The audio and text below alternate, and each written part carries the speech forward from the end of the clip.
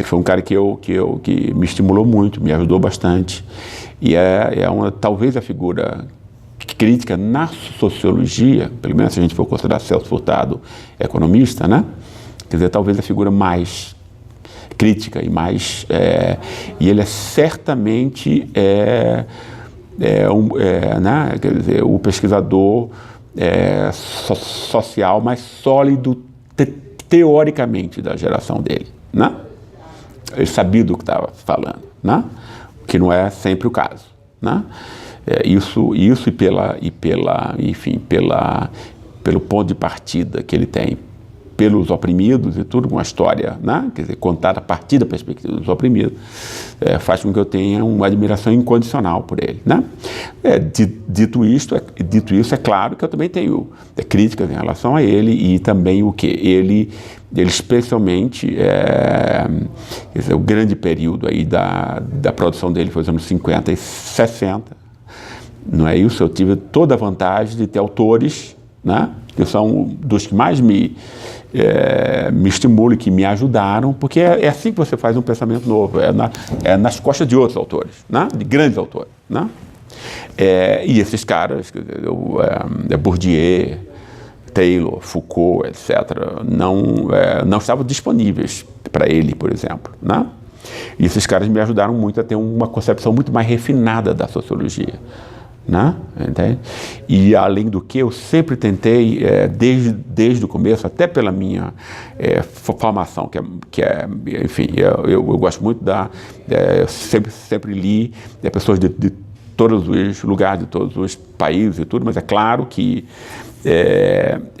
a maior parte da minha influência é a sociologia alemã, né?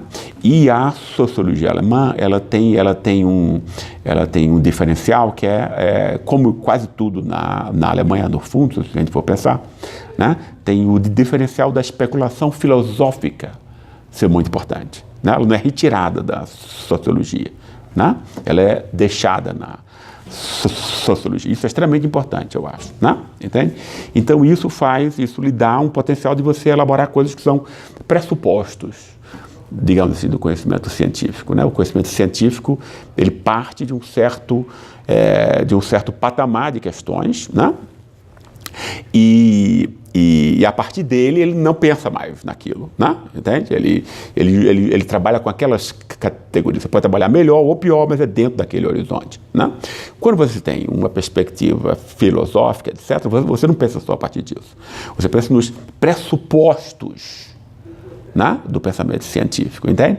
Então você pode ir além do seu tempo, além do que é considerado o pensamento hegemônico e mais importante do seu tempo. Isso para mim sempre foi o principal até, né? Quais são esses pressupostos, né? Inquirir sobre esses pressupostos, né? E um deles por exemplo, o fato de que existe uma estrutura normativa, sistemas de classificação moral, sistemas de classificações morais invisíveis no capitalismo, né? Ou seja, a gente está aí dentro de um sistema que classifica as pessoas como superior e inferior, a gente não sabe nem de onde isso vem, né? Ou seja, e aí o capitalismo não é só troca de mercadorias, nem fluxo de capitais, né? Florestan não tinha não tinha essa preocupação, no fundo, né? E ele várias vezes fala do capitalismo como uma estrutura neutra em relação a valores, né? Ele chega a dizer que a desigualdade no Brasil, como desenvolvimento econômico, poderia vir a desaparecer e tal, entendeu? Né? Quando, no fundo, em nenhum lugar, desenvolvimento econômico, por si só, não acaba a desigualdade em lugar nenhum, né?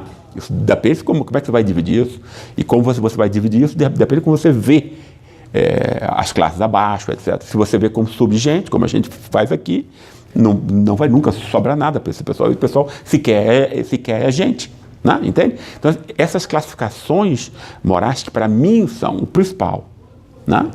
Por exemplo, não à toa o meu tema, e a crítica, por exemplo, do negócio da confusão com raça e classe tem a ver com isso. E a crítica também sobre ele ter pego essas estruturas aí da tradição, né? Explicar o Brasil sobre a coisa do patrimonialismo. Isso é uma bobagem, né? Entendeu? A ideia É uma ideia que tem a ver só com legitimação de interesses econômicos, né? Porque visa estigmatizar e criminalizar o mercado e a política, né? Para quê? Para que o roubo real do assalto, que é dos donos do mercado, fique invisível, que o mercado seja percebido como honesto, trabalhador, etc, etc. Quer dizer, é uma capa ideológica, né? Há interesse econômico. Um instante, eu não terminei ainda. Quando ele confunde, então, classe e raça, tem a ver com esses dois instantes aí, né? Por exemplo, quando eu analiso a ralé brasileira, eu estou analisando o quê? Eu estou analisando aquelas pessoas que a gente bota abaixo da linha da dignidade, né? É uma classificação que a gente não é consciente, a gente não está consciente dela, tudo, mas ela influencia o nosso comportamento. Isso significa que já é uma revolução filosófica extremamente importante, que era a segunda metade do século XX. Filosoficamente, ela tem a ver com Wittgenstein, né? Que tem a ver com o quê? Não importa o que as pessoas têm na cabeça, as intenções, né? Importa o comportamento, né? O que explicita o que a pessoa é o comportamento, não as intenções dela, entende? Por exemplo, né? Então, o comportamento, por exemplo, no comportamento qual é o comportamento de cada um de vocês, eu ou cada um de nós aqui, quando você encontra, né? Digamos, quando você encontra a diferença que a gente trata, um trabalhador que chega em casa, resolve alguma coisa na cozinha e faz com que a gente possa continuar cozinhando, né? E a gente paga aquilo com gosto, digamos assim, né? Se não for muito caro, né? É justo, né? Olha, puxa, resolveu um problema, eu estou aqui tirando do meu bolso uma parte do meu trabalho, estou dando para você, porque o seu trabalho tem uma equivalência e tal, é importante, entende? Você respeita a pessoa, a gente fica agradecido, né? É por conta disso. Agora, imagine uma pessoa que está cuidando do seu carro à noite, tá? Porque assim, eu posso cuidar do teu carro numa rua deserta, onde você sabe que você está protegendo o seu carro dele próprio. Dele riscar, dele ficar ressentido com raiva e tal, entende? Né? São dois tipos de trabalho aí, só que um é indigno. A gente vai sentir no máximo pena, se você tiver bom coração, vai sentir pena. Né? Se você for canalha, você vai sentir raiva. Né? Raiva e pena. Raiva e pena você só sente com quem é abaixo, com quem está abaixo de você, com quem entende? É inferior, ou seja, sub-humano. Né? É dessa classificação inconsciente, irrefletida, que o capitalismo está cheio, que eu pretendo, que eu levo para os meus estudos e tal. Entendeu?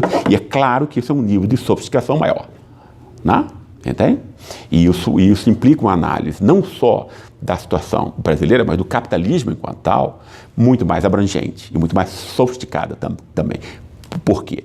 Porque o capitalismo deixa de ser apenas uma realidade econômica, troca de mercadoria, fluxo de capitais, né? Que é como a gente percebe normalmente o capitalismo só na dimensão econômica, mas ele ganha o quê? Uma dimensão moral, política, né? Entende? Moralizadora, porque ele vai, quer dizer, o que é a moral aí? A moral não é moralismo, né? Moral é como você se comporta, como você avalia você mesmo e os outros nesse tipo de comportamento. É uma dimensão extremamente importante, né? Entende? Tão ou mais importante do que poder e dinheiro, embora a gente só veja poder e dinheiro, né? Entende? É esse tipo de coisa que eu aprendi com esses caras que Florestan não tinha.